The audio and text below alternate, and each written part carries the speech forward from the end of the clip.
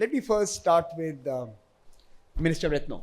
Ma'am, congratulations on a fantastic G20 presidency, the best that we could have hoped for and achieved. And it was clearly something that you had invested a lot into. So well done. You now take over the chairmanship of ASEAN. First, give us some tips as India leads the G20 this year. Give us some tips on how to navigate the storm. But more importantly, what would you bring into the ASEAN chairmanship? And there are some issues there as well. For example, Myanmar. How does Indonesia see its chairmanship, and what are your approach to this particular year going to be? Well, thank you very much, Samir. Last night, I didn't sleep. Tonight, I might not sleep again because I will be on the plane to Tokyo. And I started my intermittent fasting since 2 o'clock, this 2 o'clock. So my apology if I don't think sharp. So, well, thank you very much. First of the word of appreciation to the presidency of Indonesia in the G20. But I have to convey at the same time my appreciation to all G20 members for the support. And I'm sure that India will be able to do it and maybe will do it better. So how can Indonesia make it? Because for me, if you ask me, well, it is like a mission impossible. The perfect storm, but we are able to make it. So from that, then what I can say is that the G20 under the presidency of Indonesia create a new hope. If we are united, if we want to give the cooperation and collaboration, then together we will be able to make it. So sometimes in our world, the terms cooperation, collaboration is very simple. But when it comes to the implementation, the deed, that is not easy. That is not easy at all. So I will try to bring this hope to the chairmanship of Indonesia in ASEAN. The challenge remains the same. External, internal, you mentioned about Myanmar. But again, collaboration, cooperation, inclusiveness, I think, are keys to make the chairmanship of Indonesia success. Ma'am, can I also point you towards the Indo-Pacific? Again, it has competing forces, competing interests, tensions, and perhaps borderline conflicts as in many ways ensuing at this very moment. How does ASEAN respond to this new development in its waters? Mm-hmm. Well, you like it or not, if you look at the ASEAN, in the last 50 years, we are able to be the motor of maintaining peace, stability, and prosperity in Southeast Asia. If you talk about ASEAN, then there's also, it's always there, the story of the economic growth, for example. This year, the projection of ASEAN growth is 4.7 compared to the world growth. Why the growth is there? Because we are able to maintain peace, stability in Southeast Asia. But we want to inject this role, this spirit of cooperation, the spirit of inclusiveness in the Indo-Pacific, in the largest region in the Indo-Pacific. So that's why a couple of years ago, ASEAN issued the ASEAN Outlook on the Indo-Pacific. And what we want to do now under the chairmanship of Indonesia is to implement the ASEAN Outlook on the Indo-Pacific, because the ASEAN Outlook on the Indo-Pacific is the inclusiveness, plus we want to focus on the cooperation, concrete cooperation, collaboration. Because, I mean, sometimes when we talk about the Indo-Pacific, we focus more on the security issues.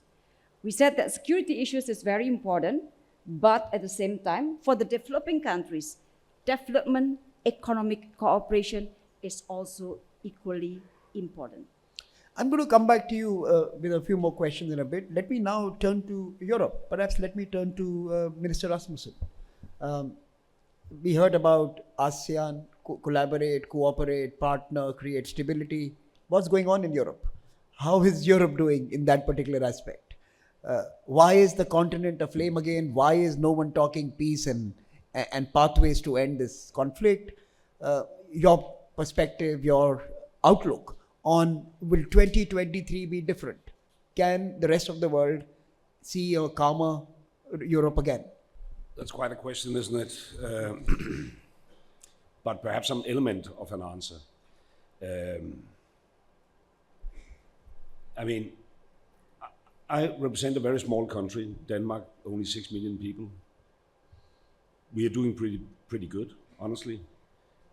It hasn't been the case for many years. Actually, if you compare with the history of mankind, it's probably only the last, well, I would say 200 years, we have been in the top ranking, better than many other countries. And it's not a nature law, it's something we have to fight for. The reason why we have done so extremely well is the fact that we have been in interaction with the rest of the world through open trade, for instance. Since I was born, you know, the world have only become better and better and better in terms of life expectancy, mortality rates, etc., etc. And we took all that for granted, especially since '89. And now things have changed. My good colleague here decided to leave the European Union. Fortunately now we have an agreement. So all the disadvantages probably will be limited, but still we have this war, this justified war in Ukraine. We have a new geopolitical situation. We invested heavily in China, but we also become too dependent. Our value chains was, you know, almost only one country out in Asia.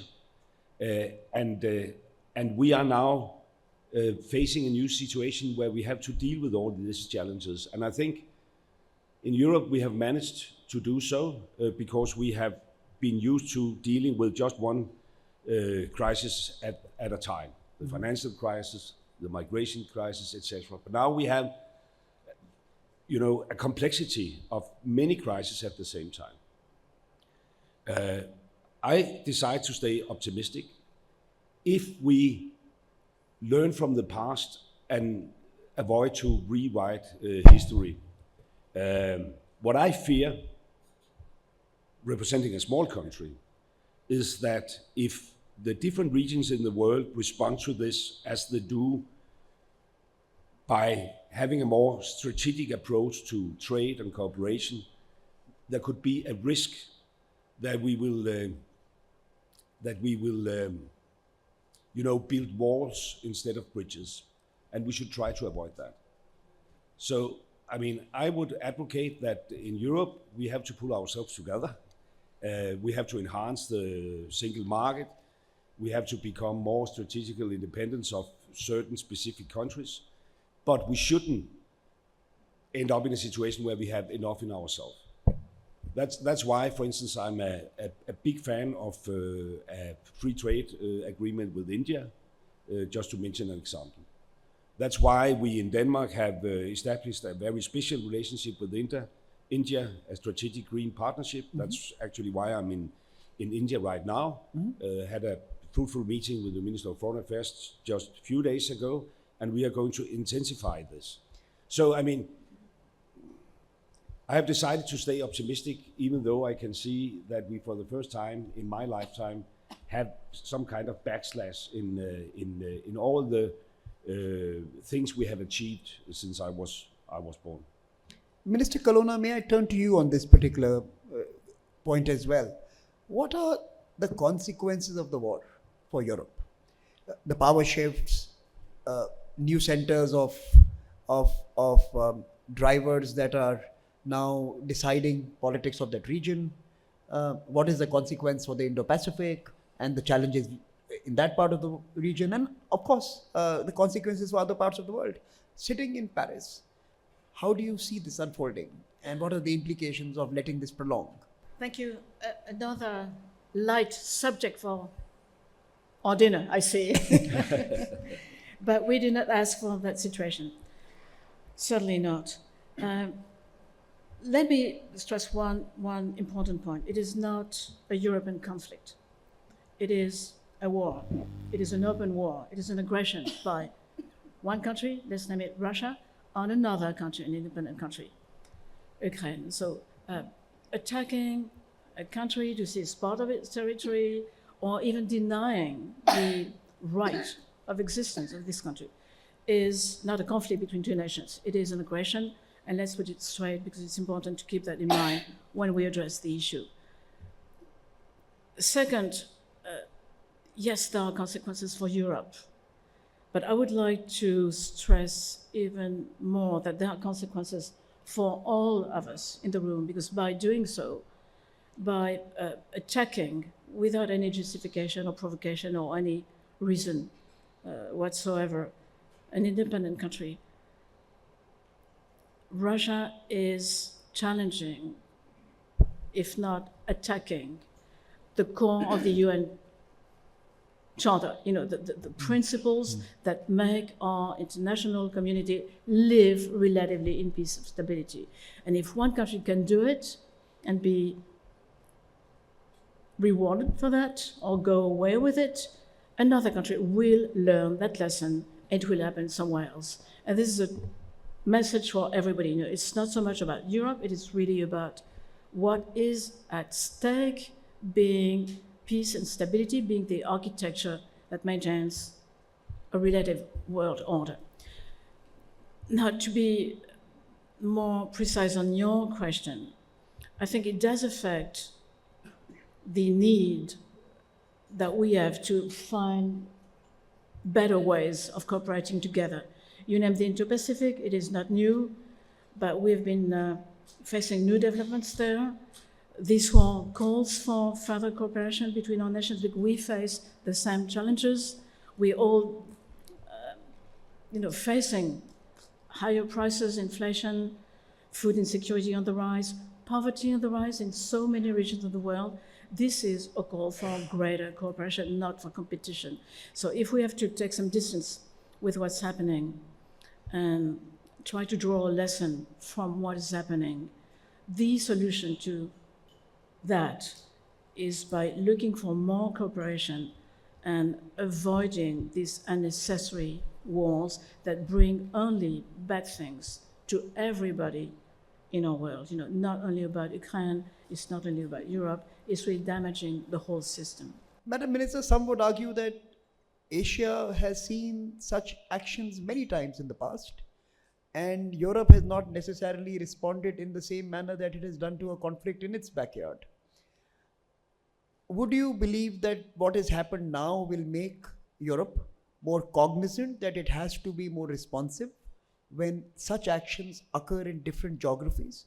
Do you think this could be that time when a more politically proactive Europe takes positions on the global landscape? And I can see Minister Rasmussen smiling at me, so I'll come to you as well. But let me first talk to Minister Colonna. Well, Europe didn't wait for Russia attacking Ukraine to try to build a more powerful Europe and more, strategically sovereign Europe is the key word for France. Not everybody likes it, I know. We're going to ask James what he thinks about it, having left, unfortunately, the EU.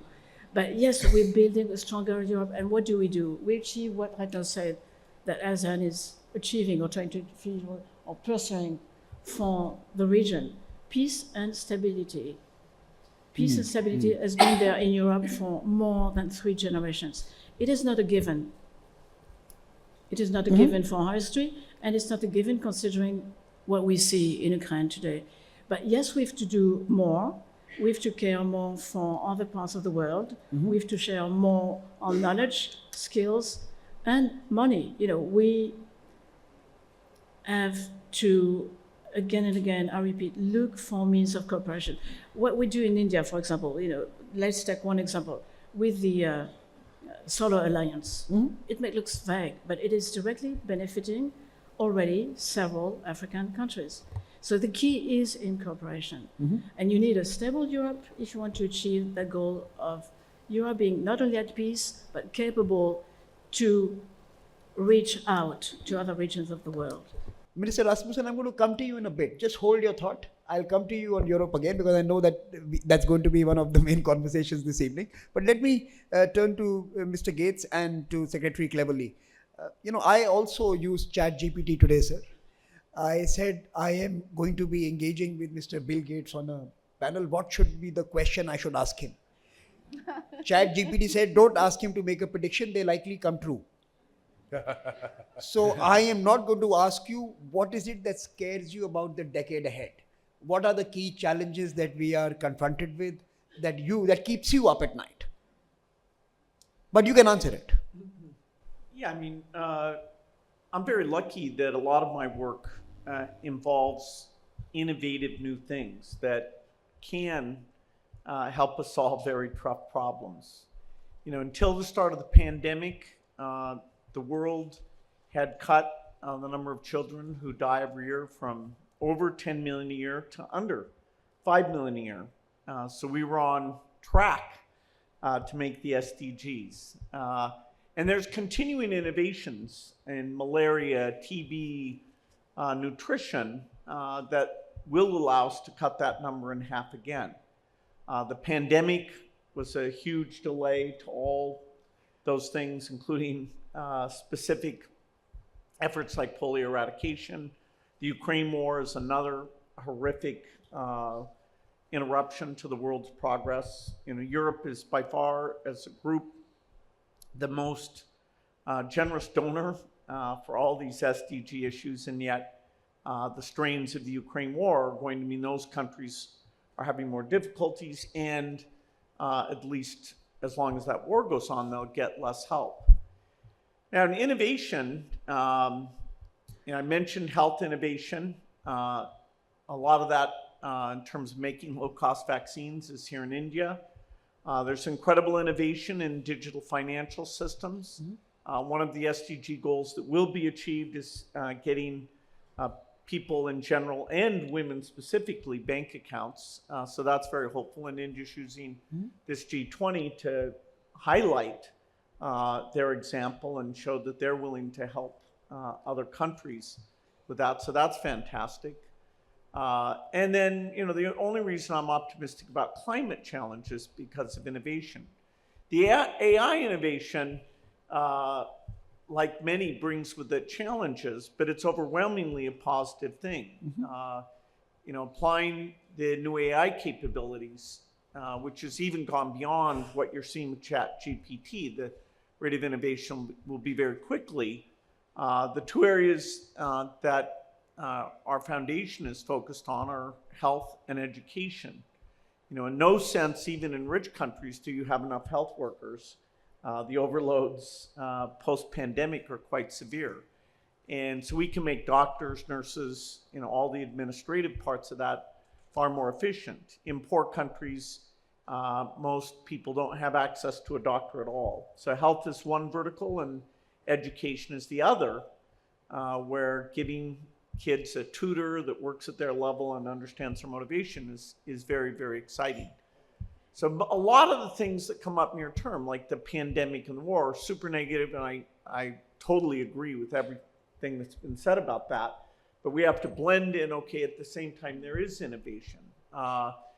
And, thank goodness, because otherwise you never would do things like meet climate goals or help the low-income countries achieve the growth that they deserve and overcome the impediments they have, which in some cases are diseases like malaria. So, it's kind of an upbeat element that is part of the overall equation.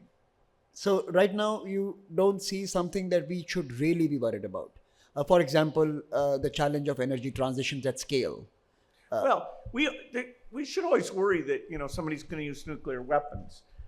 We should worry about bioterrorism. There's a few things. War is something that can set you back so quickly.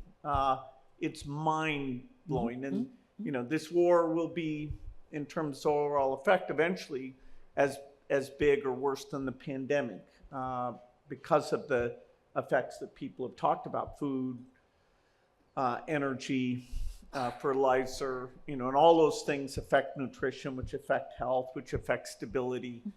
So it's very, very bad.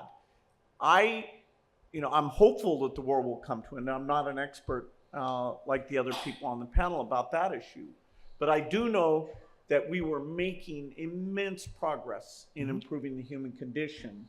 And even in the face of climate change, I still believe That we are. we will do that.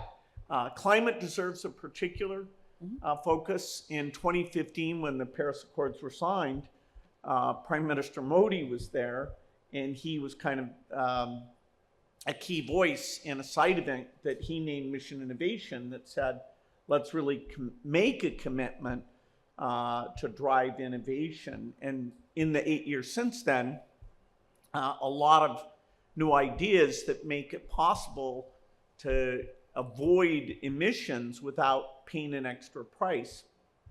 So what I call the green premium, there's a lot of promise there in that innovation pipeline. People are just beginning to see that because 8 years ago it was only starting. So even that, I believe we'll be able to deal with. And what are the exciting technologies that you are counting on in the days ahead, for especially climate response, to focus it? Well, things in health, like there's new drugs for obesity, we're deepening our understanding of how to get rid of malnutrition. Those are gigantic things. We'll have vaccines even for HIV and TB. In the climate space, the new ways of making steel and cement, very inexpensive ways of making green hydrogen, the level of activity and the amount of IQ. Smart young people are picking to go work for these climate activities. Whereas if you'd said 20 years ago, hey, work on cement, people have said, what? That's the most boring thing. Haven't we solved that problem? In fact, now, because of the climate constraints, we've got to reinvent almost all of our physical industrial processes. So I see, whether it's food or buildings, or planes, there are startups starting to work with governments and big companies that can address all those areas of emissions. Secretary Cleverly, on the climate issue, UK has taken leadership role, especially COP26 and thereafter. Some in the rest of the world would believe that COPs these days are cop-outs, and we come out with fancy promises with little intention to implement those. How do we unlock and unleash more capital for the developing world, which is the frontline region for responding to climate change, because the future emissions are going to come from those countries? How do we get magnanimity in the developed world and in the rich countries to loosen the purse strings and help the fragile states and the small island states? And how do we, in some ways, build a coalition with the private sector, bankers, and the financial institutions to get them to sign the Paris Agreement of 2015 and then the COP26 ambitions as well? It's a very good question. And I've had conversations. Last time I was here in India, I was in Mumbai with a number of kind of green tech entrepreneurs, and they were inspirational. I was really excited about the conversation that I had with them. And I made the point that the UK, as one of the countries that was an early beneficiary of the Industrial Revolution, if you cast back some centuries before that, the UK became wealthy by chopping down all our trees. We were a forested country. We chopped down all our trees to make arable land, and we burnt lots and lots of coal. And that was how we became wealthy and powerful and influential. But if the whole world follows that particular developmental route, then we won't have a world to enjoy. And I do think there is a responsibility on those countries that got richer earlier through what we now regard as environmentally damaging routes, that we do have a responsibility to the whole world and to those countries that are still on that developmental path, that economic growth path.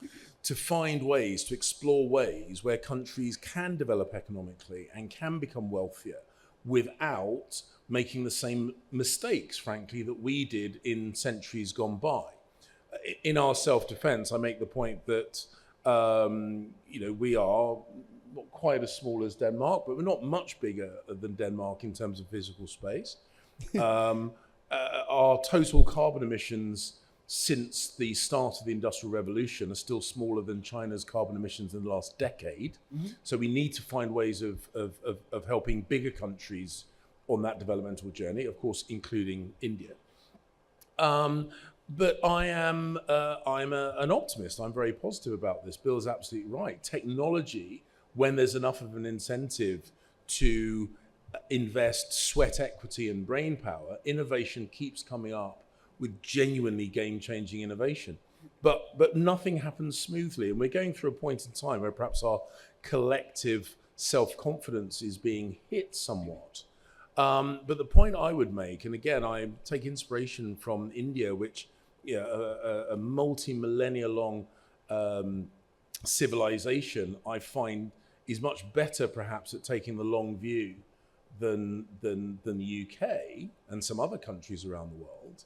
And if you take that long view, we are heading in a really positive direction. And of course, there are bumps in the road. And of course, at the moment, the world feels very, very scary.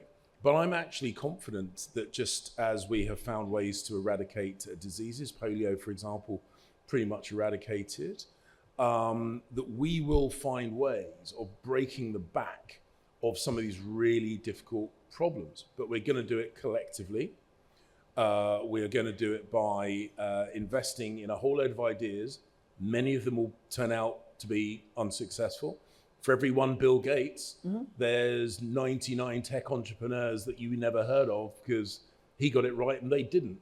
So we need to make sure that we spread our investment. And when it comes to COP, and you talk about what we say at COP, I think sometimes if you repeat a mantra and everyone repeats it enough, first of all, you believe it, and then you are committed to it, and then you are passionate about delivering it. So saying out loud our collective commitment to deal with climate change is important, because that is how you make sure you get global collective buy-in, and global collective buy-in is what will unlock the innovation that we need. Let me ask you another question. Although you've left the EU, you are pretty much part of trying to respond to what is unfolding in the East. How do you see this play out? Are there any seekers of peace on either side? When you're sitting here in Asia, you see both sides throw and hurl bombs at each other. I think the Ukrainians are very keen on peace, because they're the ones getting bombed. It's their cities getting damaged. It's their infrastructure being attacked. It's their land that has been seized. It's their women and children that are being raped. I think the Ukrainians are very keen on peace.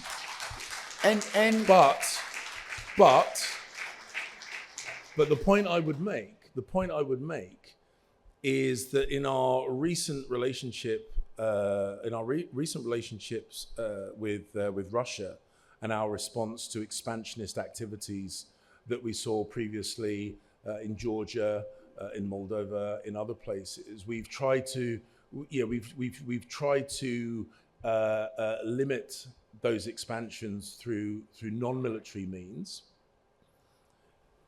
And what we saw on the 24th of February last year was a full-scale armored invasion by Russia into Ukraine. And the lesson that I take from that is that until this war is finished properly, it isn't finished at all.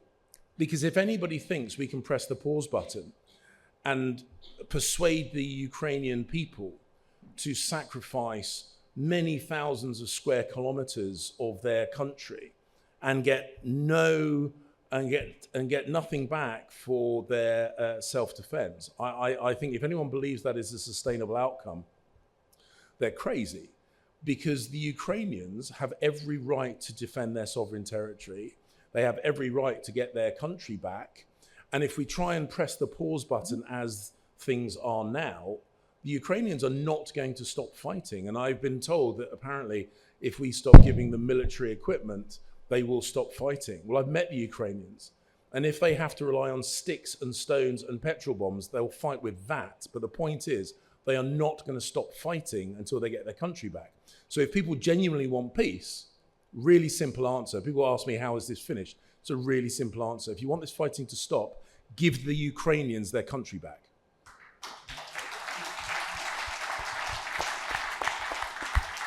The last round of questions, the year ahead, the G20 presidency. What could be some concrete outcomes for each one of you that may signify a productive year for this grouping? Considering everything that we have spoken about, the conflict, the pandemic that we are emerging from, the distrust that generally exists across societies, what could be some outcomes that could make this a productive year? Let me start with you, Minister Rasmussen. Yes. First of all, I would like just to echo what James just said about the war in Ukraine, which is not a conflict but a war.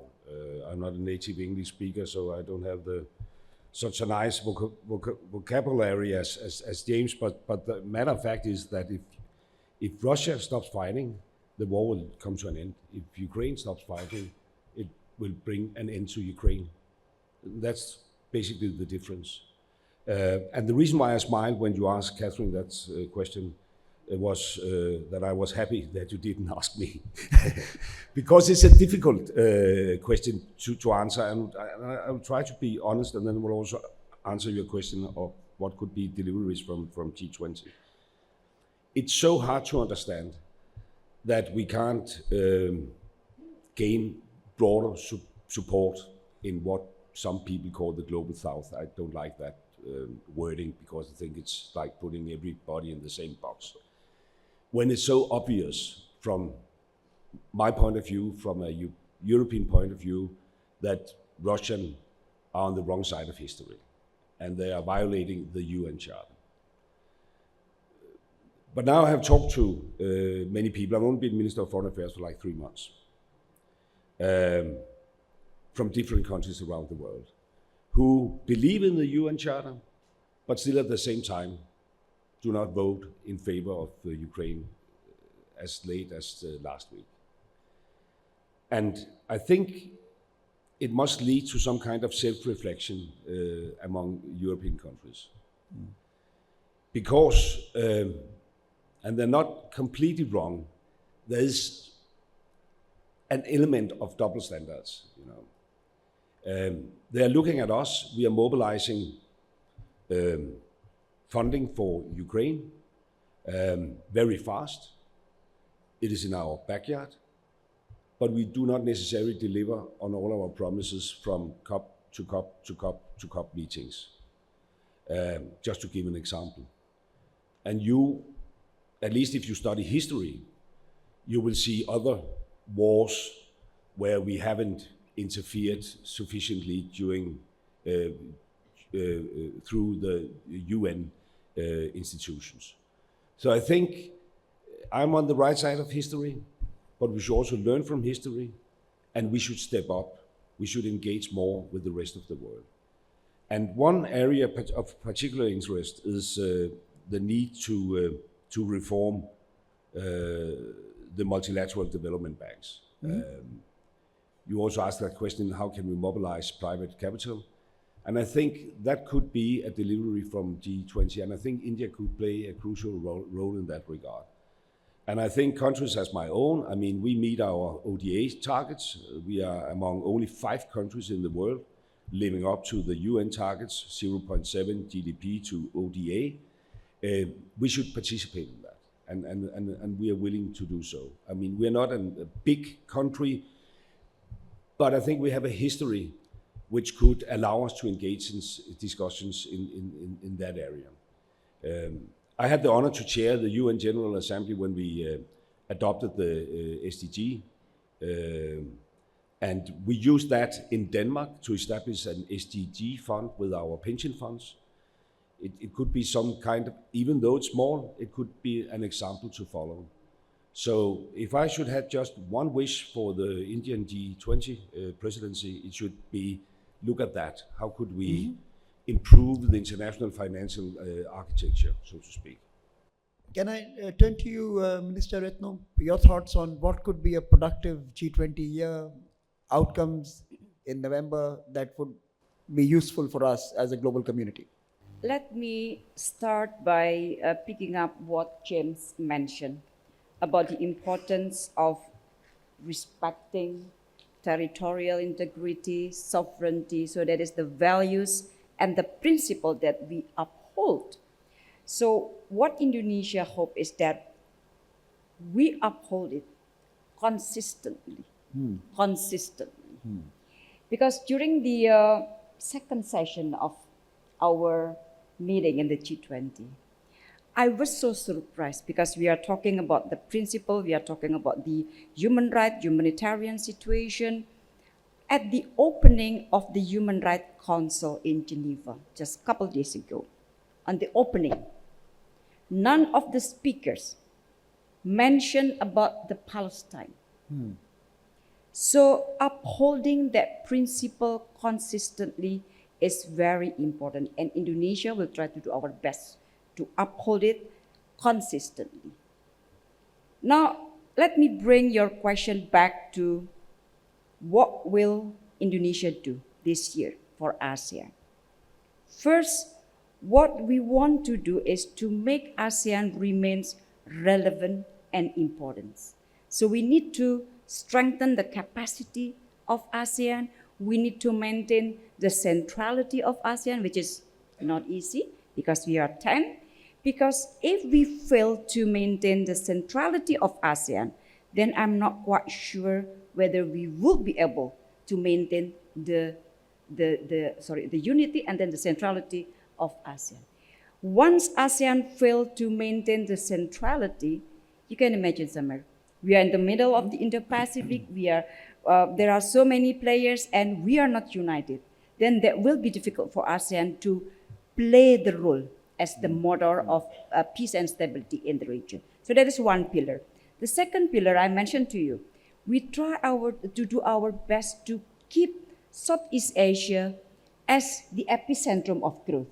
Because again, the story of ASEAN always relates to the economic growth, and we want to make it, to continue to make the Southeast Asia as the epicentrum of growth.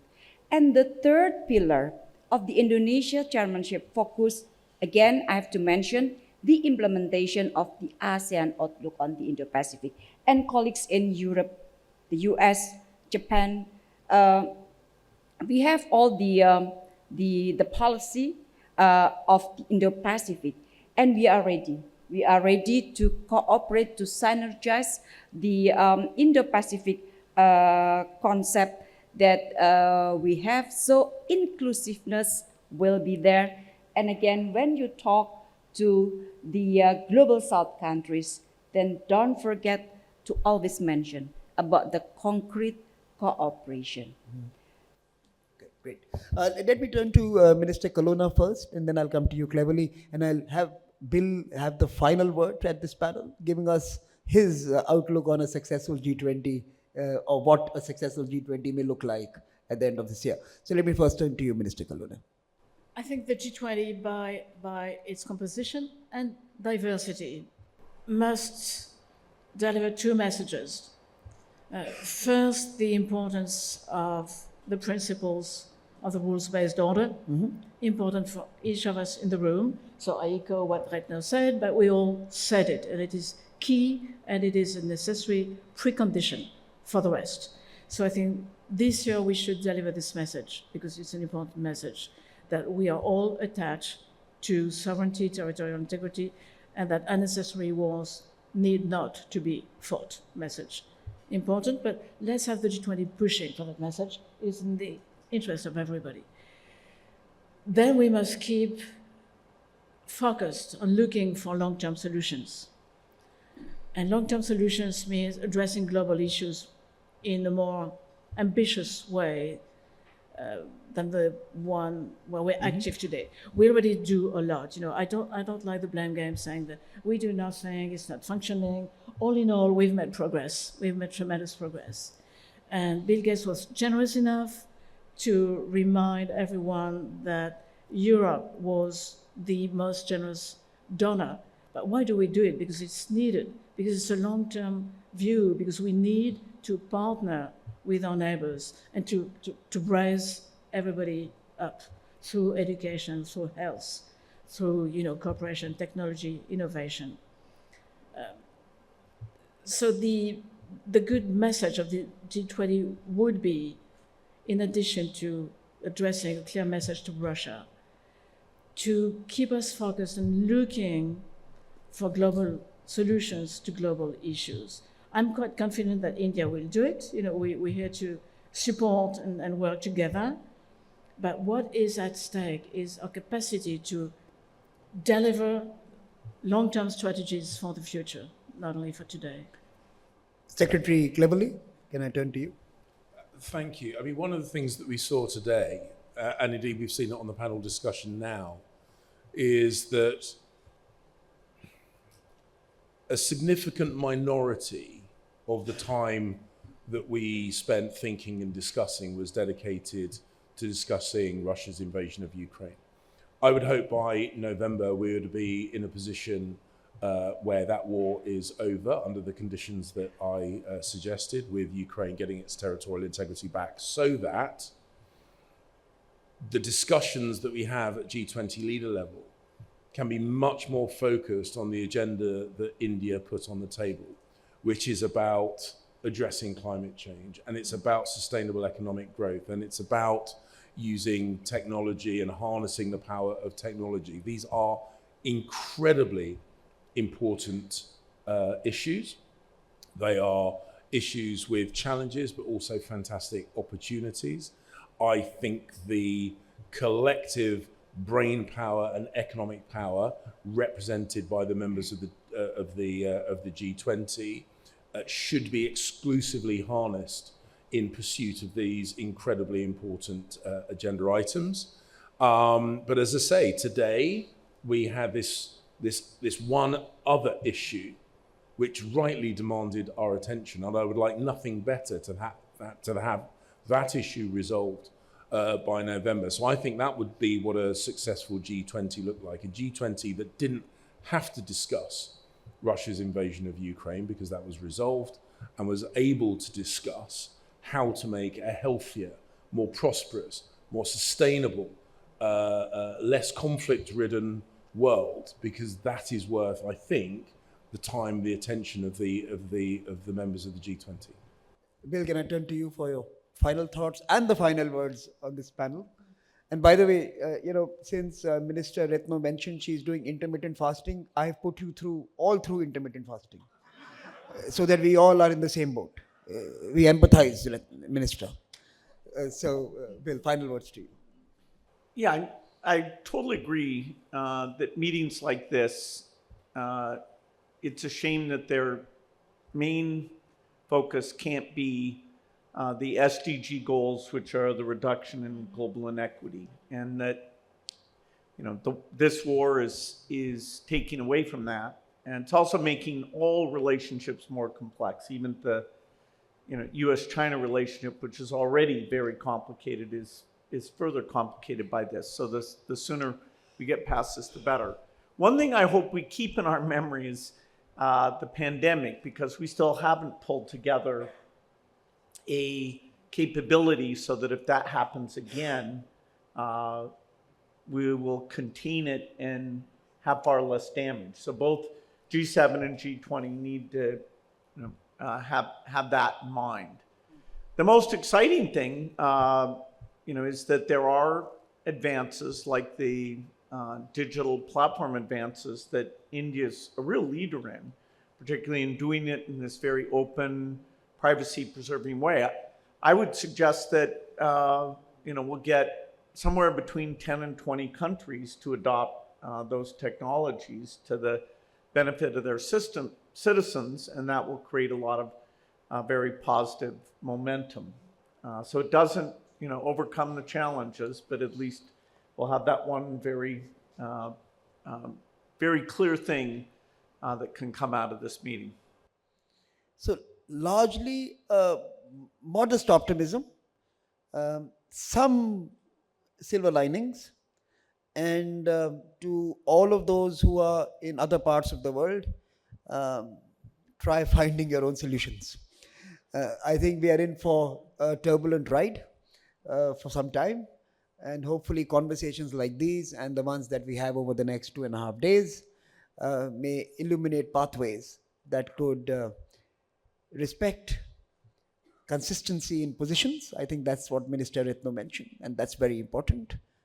Allow us to self-reflect, as Minister Rasmussen mentioned, defend the rule of law, as Secretary cleverly said, and innovate, as Bill always does. So please join me in thanking the wonderful panelists for their interventions.